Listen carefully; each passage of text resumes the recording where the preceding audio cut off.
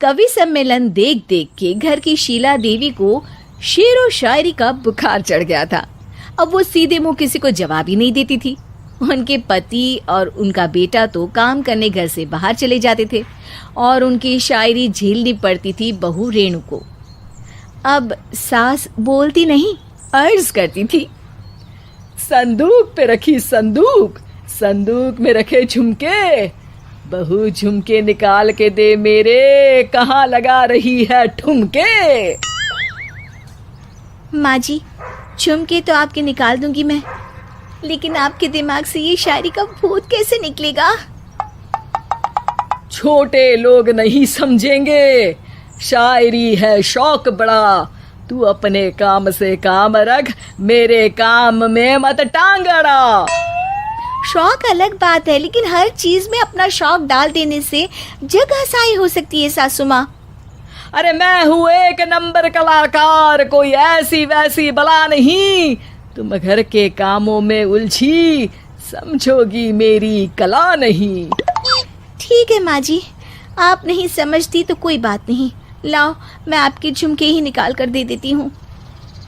बहू सास के झुमके निकाल कर देती है और वहाँ से चली जाती है।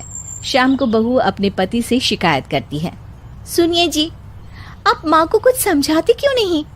अरे क्या समझाना है माँ को? अरे अपनी शायरी थोड़ी कम करे ना। अरे तुमको उनकी शायरी से क्या दिक्कत है? अरे मुझे नहीं, पर पड़ोस में सब लोग हंसते हैं, कहते हैं बुढ़ापे में लोग सठिया जाते हैं, लेकिन शीला जी तो शायर हो गई हैं। अरे लोगों का काम है कहना, लोगों की बातों का क्या टेंशन लेना। अरे वाह, मैंने भी शेर कह दिया, वाह वाह वाह वाह। देख लो, तुमसे किसी ने कहा नहीं और तुम्हारे सामने कोई माँ की बुराई नहीं करता तो तुमको फर्क नहीं पड़ रहा। अरे तुम खामखा की बात का बतंगड़ बना रही हो। चलो चाय बना कर ले आओ मेरे लिए, साथ पियेंगे, कोई ढंग की बातें करेंगे। रेणु चाय बनाने लगती है। पहले वो अपने पति को चाय देती है, फिर सास को और आखिर में अपने ससुर को।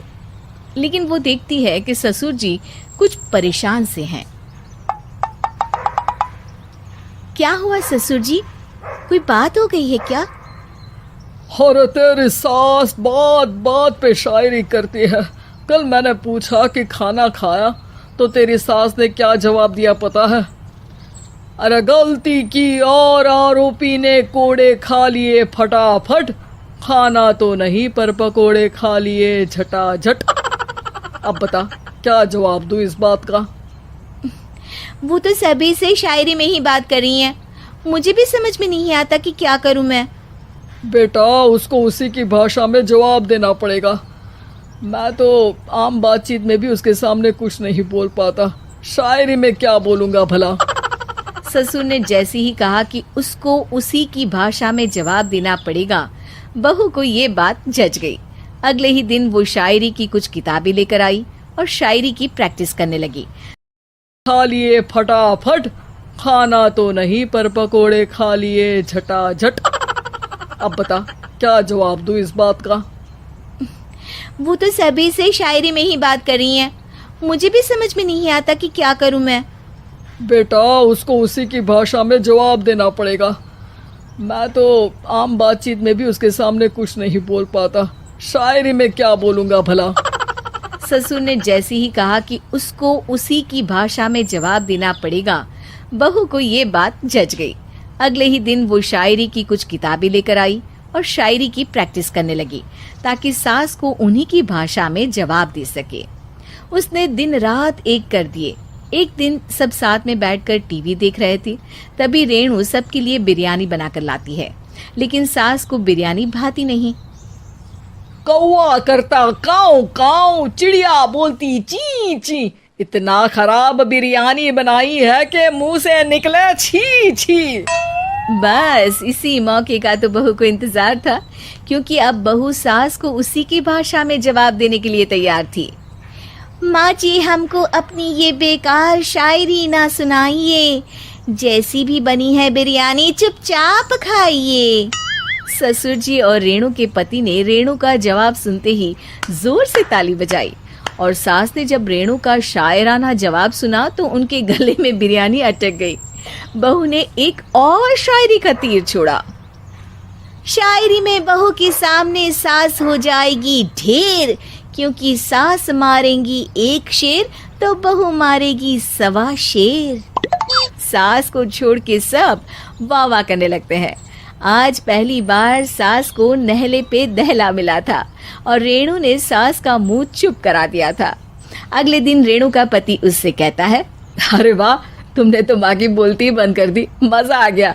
अब मेरे लिए कुछ बना दो, खाकर मैं काम पर चला जाऊं। शायरी ही है मेरा जीवन, वही करूंगी जी भर के। नौकरानी रख लो कोई, काम नहीं करूंगी मैं घर के। अरे तुम क्या माँ जैसी हरकतें करने लगी, सीधे सीधे बात करो ना। हो गई कल शायरी, रोज थोड़ी ना करोगी। शीशी भरी गुलाब की पत्थर पे फोड़ दो, जो मुझे शायरी से रोके उसके कान मरोड़ दो। पति घबराकर वहां से चला जाता है और बाहर उसके पिताजी के पास जाकर बैठ जाता है। दोनों अपनी बीवियों की शायरी से परेशान है। ससुर को पछतावा होता है कि क्यों उसने बहू को सास की भाषा में ही जवाब देने का आइडिया दिया। अब तो घर में 2 शायर हैं।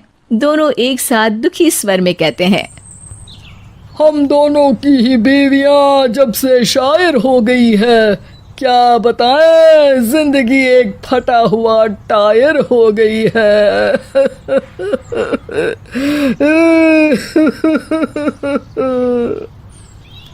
हम दोनों की ही बीवियां जब से शायर हो गई है, क्या बताए, जिंदगी एक फटा हुआ टायर हो गई है।